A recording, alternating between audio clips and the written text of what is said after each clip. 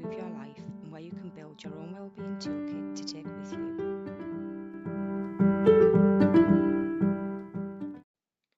Motivation is basically our willingness and our drive to do something. When we're motivated, we're focused, driven, and proactive. We get done and do the things that we want and need to do. And when we're in this energy and mindset, the effort can feel lighter. We feel better. We feel energized. But when we're unmotivated, the opposite happens. The effort feels heavy and we put off doing things. This then impacts on our state of mind because the more we put something off, the bigger the burden it can feel. Low motivation, if it becomes a continuous cycle, can make us feel and stay stuck. For some people, they can feel motivated most of the time, usually when they have lifestyle and routine balanced. But for a lot of people, this balancing act is difficult. Generally, we all go through different phases and cycles of motivation. Certain things can affect our interest and our drive, and we'll go into this more in a minute. The important thing that I want to reinforce at this point is that it's absolutely okay to feel and to be unmotivated. It doesn't mean there's something wrong with you, it's something we all experience. You don't have to be in a constant state of high motivation. In fact, if you were, you would likely at some point burn yourself out because we aren't built to be moving and doing all of the time. We all need rest, stillness, and downtime. We need days when we do little so that we can recharge. But where it can become a problem is when these days become most or all of our days, and when we aren't doing things that are good for our well-being, self-care, and working towards goals. So to help you work on and improve your motivation and the energy that you have, we're going to explore the main causes of low motivation. They may not all resonate with you, maybe just certain ones, but for each one of these possible causes, I'll give you some questions to ask yourself. And for the ones that do resonate with you, you can ask yourself these questions and answer them. This will give you a better understanding of where you can work on, because like I've said in previous episodes, understanding is key, and it's the first step to making things better in any area of our mental health and well-being. After this, I'll give you some summarised general tips of motivation improvement and then some tools to practice with. So what causes lack of motivation? The first one is what we put into our body. So we're talking about food and drink.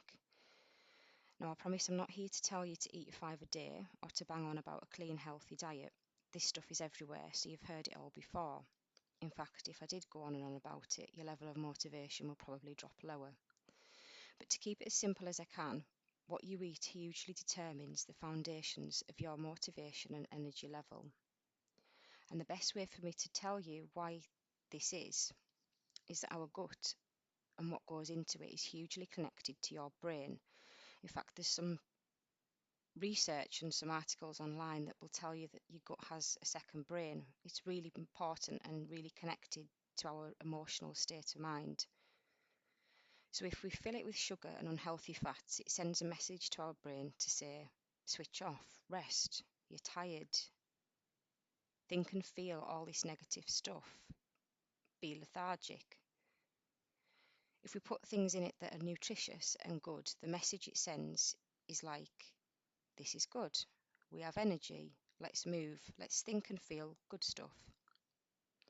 You can do your own research on it if you like, if you're interested. But to summarise, you feel how you eat. So my advice to you is this. If you focus on and ruminate how and what you eat in relation to how your body looks, stop this. Eat to feel good within your mind. This will improve your ability to be motivated hugely. Ask yourself, do I need to change what I eat or my eating habits in order to improve that message that my gut sends to my brain?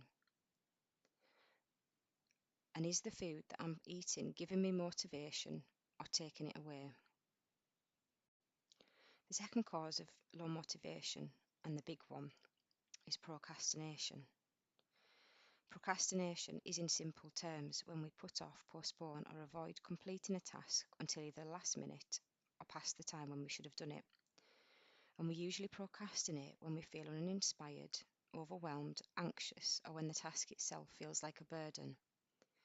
When we're procrastinating, we're lacking in energy to complete or do something, and therefore there's a strong link with this and our motivation. And it can be a chicken or egg scenario. When we aren't feeling motivation, we procrastinate, and vice versa. When we procrastinate, it depletes our motivation. So, if we want to feel more energized, motivated, and get things done, we need to procrastinate less. One of the best ways to tackle this is to follow the eat that frog method. I think I've mentioned this to you before in another episode, but it's basically to prioritize the things you need to do and start with the most important or the biggest one first. You start working on this first thing in the morning, or as close to that as possible, and break it down into smaller steps if it's too much in one go. The second best way, put your phone away and out of reach. You'll be surprised at how much of a good tool to aid procrastination your phone is. Ask yourself, am I spending a lot of my day wasting time on things that don't give me benefit? Daydreaming, thinking of other things. Am I avoiding doing things continuously and putting them off? The third cause of low motivation is self-doubt. So we're most motivated when we're doing something either new to us or when it excites us, when it gives us a buzz and we feel like we're doing something good. We've finally put ourselves outside of our comfort zone. But getting to the point where we can actually get motivated to get to that point can be really challenging. When we desire to achieve something but it feels uncomfortable, we knock down the foundations of our motivation to do so by doubting ourselves and our abilities. We put ourselves down and we criticise ourselves by saying things like, I couldn't do that, I won't be good enough. Self doubt can hold us back so much, but I'm a firm believer of this statement. If you can imagine it, you can do it. Your capabilities are endless. You've just got to push through and past that self doubt. Ask yourself, is it self doubt that's holding me back from my goals? The fourth cause, not knowing what we want. It can be really difficult to feel motivated when we're unsure of where we're heading and what we want out of life, what we want our life to be. When we're in our comfort zone and we're avoiding thinking about what we want life to be, how we want it to be better. When we aren't working towards goals, growth, new knowledge, and things that occupy us in a meaningful way, we lose interest in things and then we lose our motivation. It's absolutely okay to be in this place where you don't know. Just don't stay there for too long. Go and search and discover what you really want out of life, what's really important to you, and how do you want yourself and your life to look like? Not physically, when I say yourself, but how do you want to feel in yourself? Ask yourself, what do I really want in my life? What sets my soul alive? What gets that fire in my belly and makes me feel really good? Sometimes focusing on that feeling rather than the actual things that we need to do can really help because it answers our own question. We might know these things, we might not, but finding out where you want life to go and what you want in it will really help with your motivation.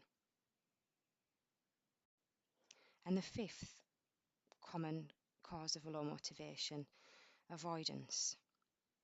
As humans, we can tend to avoid something that causes us discomfort, and sometimes the things we need to be motivated to do can be uncomfortable.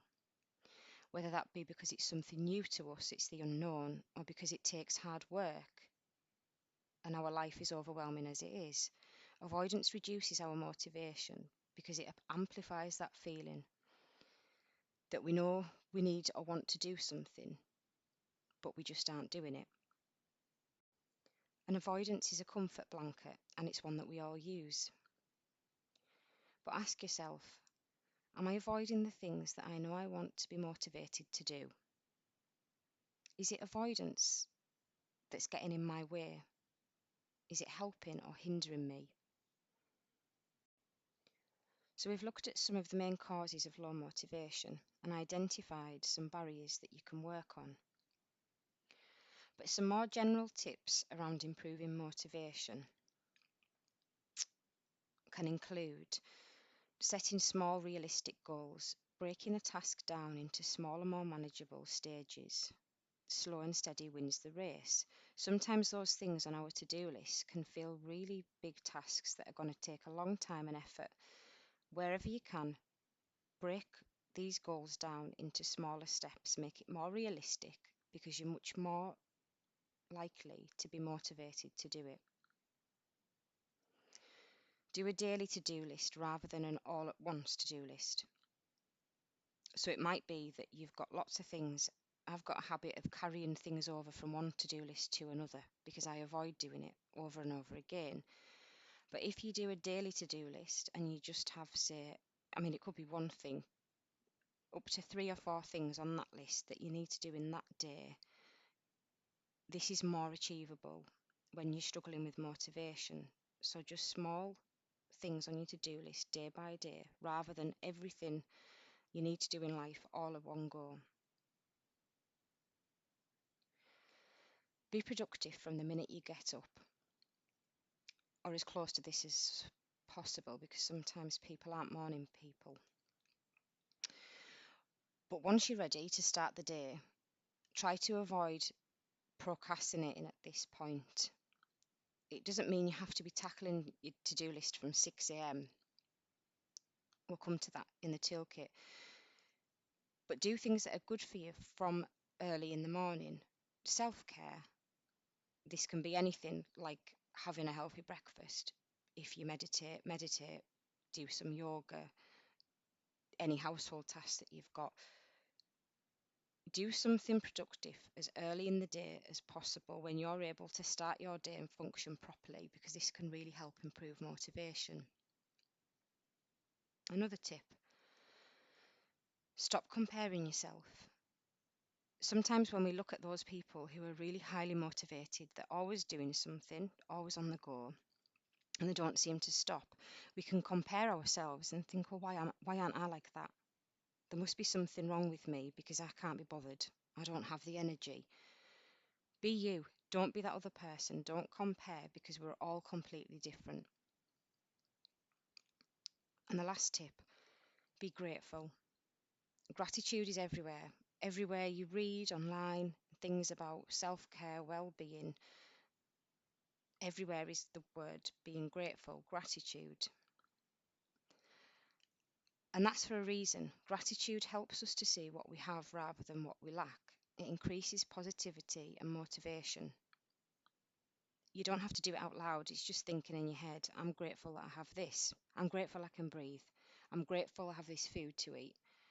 I'm grateful that I can choose what goals I want to have in life rather than being restricted.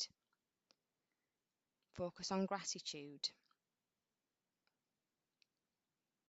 For this week's toolkit, I've got 2 tools to introduce to you when we're thinking about improving motivation. The first one is early bird or night owl. You've probably heard of this term before. Lots of people are morning people. When first thing in the morning, the brain is most alive. That's when we're most able to function and do the things that we need to do. We're mostly energized in the morning. For other people, that time of day when our brain is best functioning can be on a night. Sometimes it can fall in the middle, sometimes it can be midday, but usually it's morning or night. You might already know the answer to this question for yourself, so you might already know when you're most awake and functioning. If you don't, just go online and there's loads of quizzes that you can do to help you to try and identify this. The important bit is that you know what time of day you're mostly energized, but also to think about the things that you're needing to do to improve your motivation. Adapt it to that time of day where you can. So it's really going to be difficult if you're a night owl and you're trying to tick everything off your to-do list or the goals you want to work towards first thing in the morning, if that isn't when you best function. might always not fit in. So for some things you won't be able to do them at night, but where you can, try and be flexible and adapt the things that you want to do to improve your motivation to the time of day that's best for you. And the second tool is a bit more physical. It's called power pose. So our physiology is connected to our levels of motivation. By this I mean how we're physically sitting, standing, our posture, our pose. If we're slouched, head down, stooped, this can set the tone for how energized we feel in our brain. If we're strong, powerful, and we're standing, we're sitting in a good posture, head high, shoulders back kind of pose, we feel more motivated and energized. This isn't about doing something dramatic and standing in a really dramatic pose. It's just about altering your posture. Because if you think about it, if you picture somebody sat slouched looking at the ground and you think, do they look motivated for what they're about to do? Probably not. If we sat straight, spine as straight as we can get it, head high, we feel more energized in ourselves physically. I know this sounds a bit strange, but it really, really does help. So think about your posture when you're sitting and standing. Not all of the day. Don't sit in bed trying to sleep with your back straight. But just when you're trying to do something, when you're trying to be motivated, alter your posture to help your brain to feel ready. So my body's ready. I'm in this posture because I'm energized. Just try it and see if it helps. The last thing that I want to mention is when you're doing this stuff, when you're trying to improve your motivation, be kind to yourself. It's okay not to be motivated, like I said in the beginning. It's okay to not achieve something that you wanted to start and not finish something. Give yourself a break, be kind to yourself. When we're trying to set ourselves goals and we're trying to work towards things, sometimes when we don't achieve something or we give up, it makes us feel quite low, and we can feel in a way that we failed. We haven't failed, but it can feel like that. What's important to remember is that every day is a new day, and it's absolutely okay to restart something over and over again as long as you keep trying. So if you have something, a goal that you've wanted to achieve and you've tried before, it hasn't worked, it might be that it just wasn't the right thing for you to do, but it might be that it was. And it might be that you just start again. Every day is a new day, every hour is a new hour. Just keep trying, keep going, small steps to get there.